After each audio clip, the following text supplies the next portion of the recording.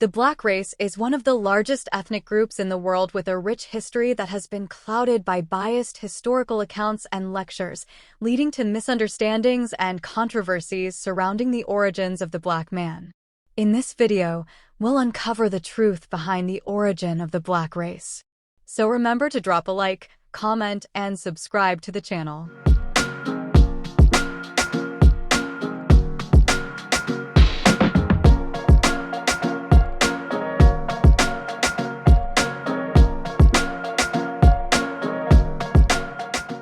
America, the land of the free and the home of the brave.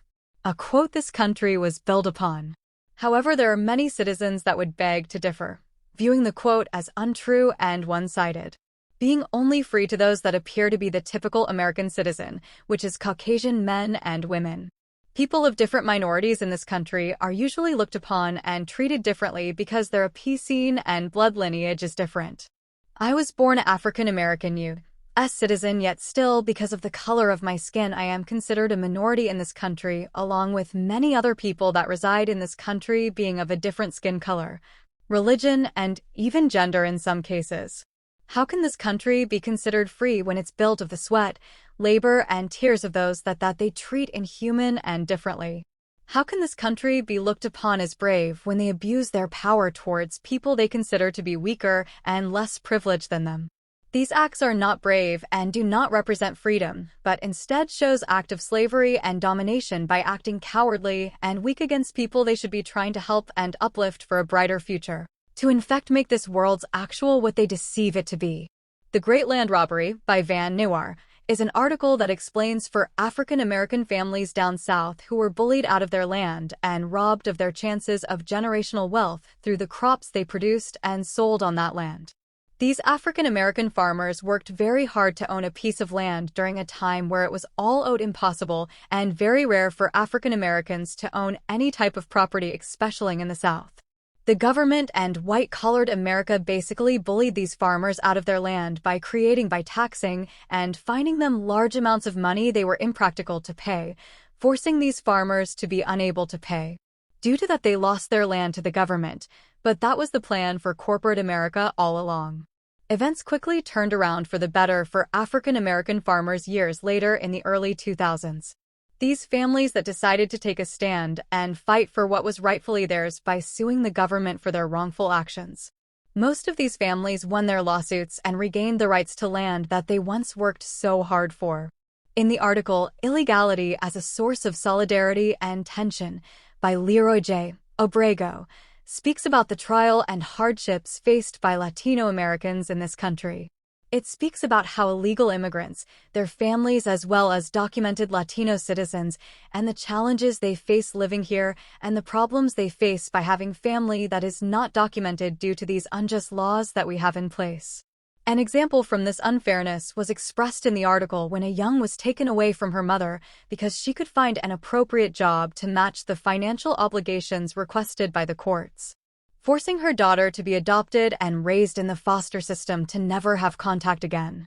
This article speaks on many different scenarios from different families who fighting to stay close to family that may be here undocumented, as well as people who are documented and still are unable to support their families here because the lack of resources and opportunities provided to them, all because they come from a Latino lineage. Most Latino that come here and do find work and abused by labor from employers who could care less about them, all because of their ethnic background, treating them differently from employees with different backgrounds and class statuses, and breaking the law while doing so.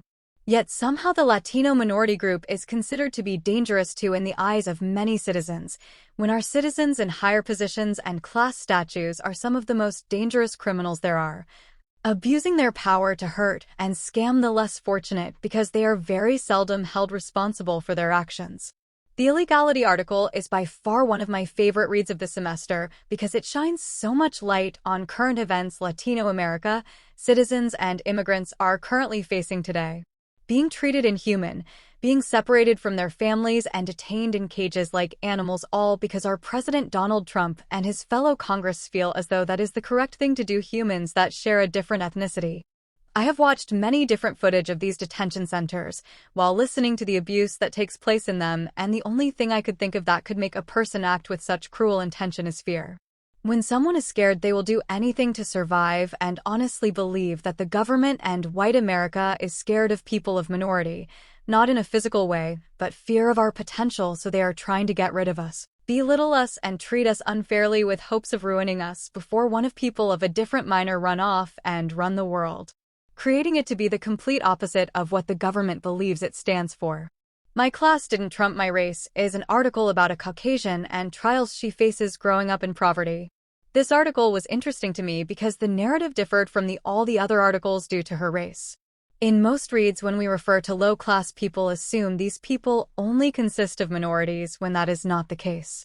There are just as many poverty-stricken Caucasians in this country as there are poverty-stricken minorities. The author speaks about her childhood and the experiences she faced growing up poor, such as being looked down upon by people of her race and sharing more in common with people of minority who lived in the same class status as she did. Ironically, however, even though the author was considered low class and had a connection with them people in her community, her family still frowned down on minorities facing the same trial as they did. Regardless of her upbringing, the author pushed herself and did not lose her class trump her race, changing the cycle for her family blood lineage while inspiring others to do the same. Land, law, labor, and blood lineage is expressed and addressed in all three articles above, giving different scenarios and experience of people of all types of minorities fighting for their rights, their lands, their families, and most importantly themselves. Putting hard work and labor first too, because something greater than the lifestyles they were born into. Giving people of minority the courage, hope, and strength to fight to break blood lineage and crest generational wealth for their lineage instead. Defining Race by Howard Taylor. This article shows the complex and multiple dimensions around which the concept of race is socially constructed. Taylor shows that race is a social status, one that takes on meaning within the context of social identities and social relationships. This article speaks on race and its definitions according to society, the statistics for the different races as it pertains to success and arrest. It also speaks on the statistics of health and how African Americans, for instance, have a higher percentage of catching heart disease and diabetes. The importance of race and how it benefits and causes struggle to certain minority groups. Race, just like gender, is multiple defined in the society. That is no single definition, but several definitions.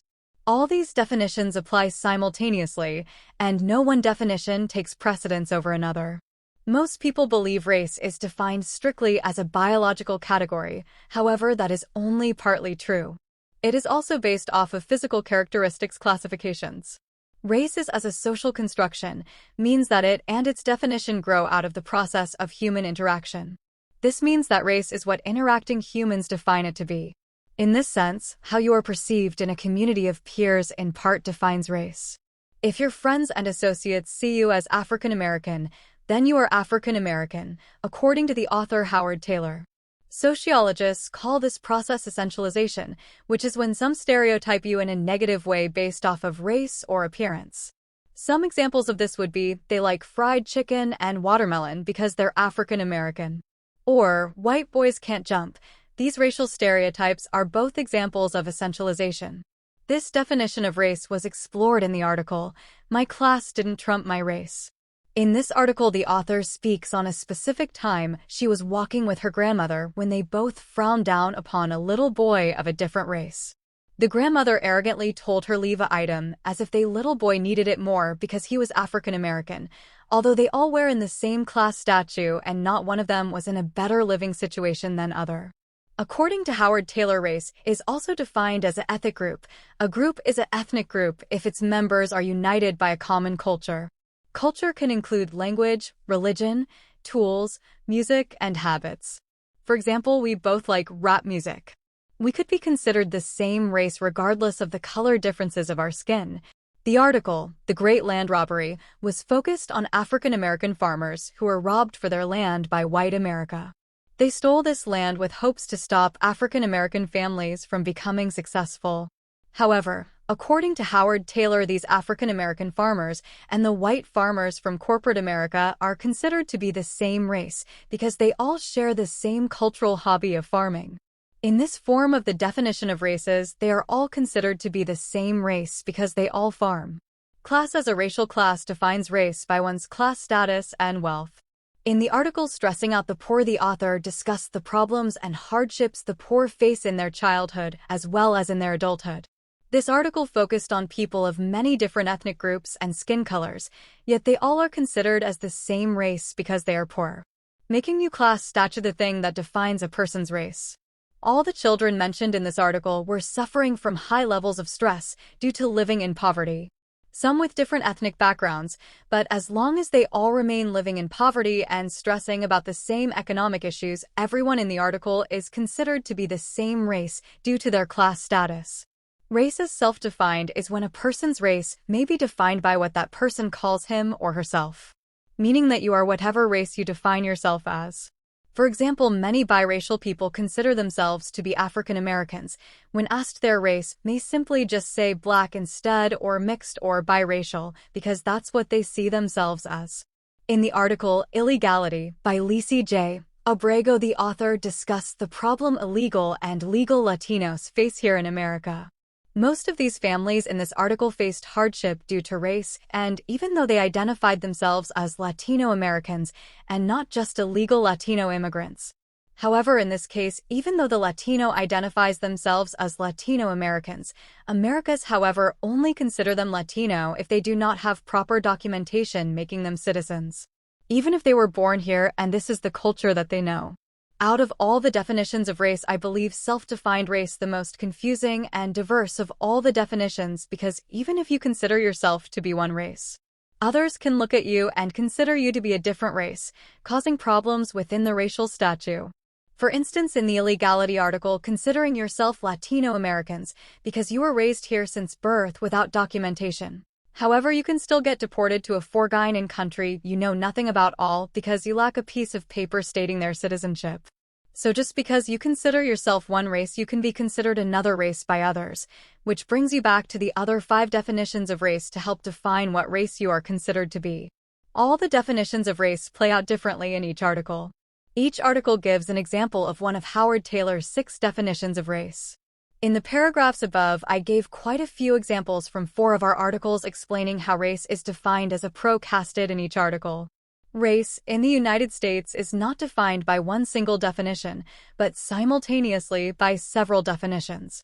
6 definitions of race were explored in Howard Taylor's article, Defining Race.